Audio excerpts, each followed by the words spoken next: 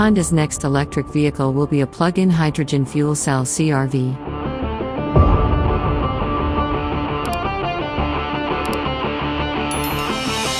We've gotten used to unusual-looking electric vehicles from Honda, thank you, Honda Clarity, so we were surprised to learn that Honda's next green mobile will be based on that most conventional of conventional SUVs, its latest CR-V. Oh, but if you're thinking that means there will be nothing unusual, you are wrong, ladies and gentlemen. Meet Honda's plug-in fuel cell CR-V, due for introduction in 2024. By the way, that's a regular version of the new CR-V in the photos, but we don't expect the fuel cell version to look too much different. For those unfamiliar, a fuel cell electric vehicle, FCEV, works by running hydrogen from onboard storage tanks and oxygen from the air through a device called a fuel cell stack.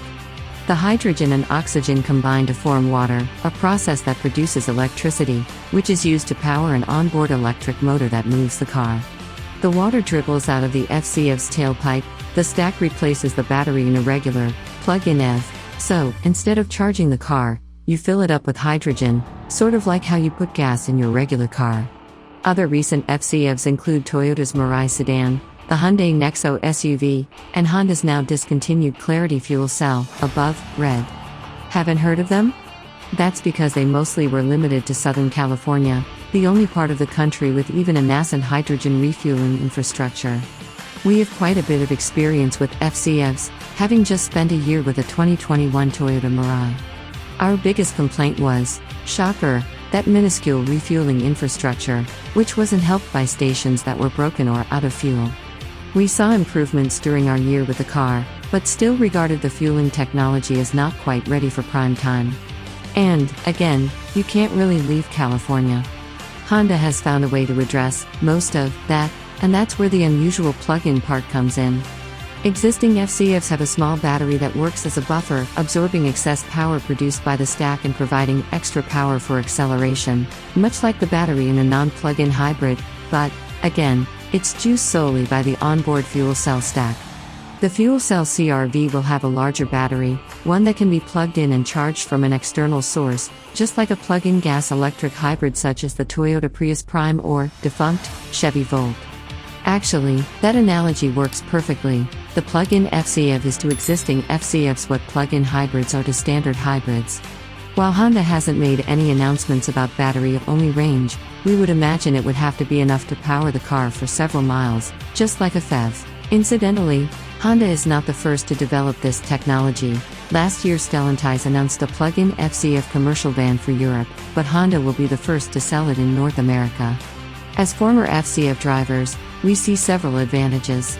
There was at least one occasion when broken hydrogen stations and low fuel forced us to park the Mirai for several days. The ability to plug it in would have kept us on the move, and allowed us to drive to a working station that was farther away. We often lamented that the Mirai's small battery meant it couldn't store much energy from regenerative braking and mountain driving. And our experience with gasoline FEVs clues us into what may be the plug-in FCEV's biggest advantage. If the hydrogen CR-V has a decent battery-only range, drivers who plug in nightly and whose daily driving requirements encompass a limited radius might need scarcely any hydrogen at all. Of course, we're also a bit dismayed, because the use of a hydrogen fuel cell renders the electric Honda CR-V useless for most Americans.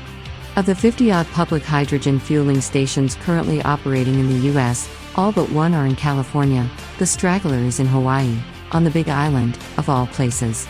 While the idea of a plug-in FCEV CR-V will no doubt appeal to Californians frustrated with their Clarities, Mirais, and Nexos, it's not going to do much to forward the march of EVs across the nation, let alone hydrogen fuel cell options. We asked Honda's executives if they had any plans to help expand the national hydrogen fueling network, and got a non-answer in return. The CR-V will be built at the Honda's Performance Manufacturing Center in Ohio, same place that makes the Acura NSX, so they'll presumably need hydrogen somewhere in that area, unless that plug-in aspect will help get newly built CR Versas onto the transport trailers. Right now, the bulk of the new stations are being opened by a company called True Zero, which has its hands full debugging and upgrading the stations in California. Last we checked, there are no immediate plans for public hydrogen filling stations outside of the Golden State's borders. Honestly, the arrival of the FCF CR-V is a bit of a puzzle to us, because Honda has a battery-powered SUV coming around the same time, the 2024 Prologue, the first Honda product of the company's partnership with General Motors.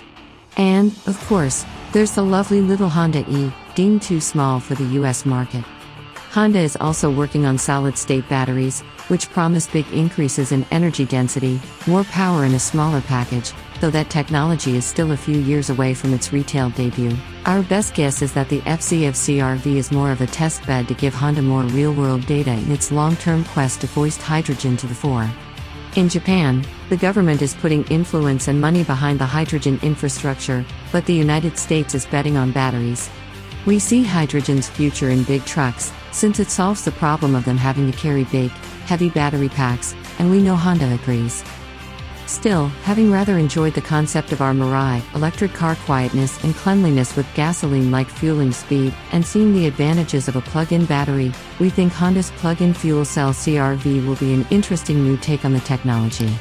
We'll learn more details about the vehicle closer to its launch in 2024.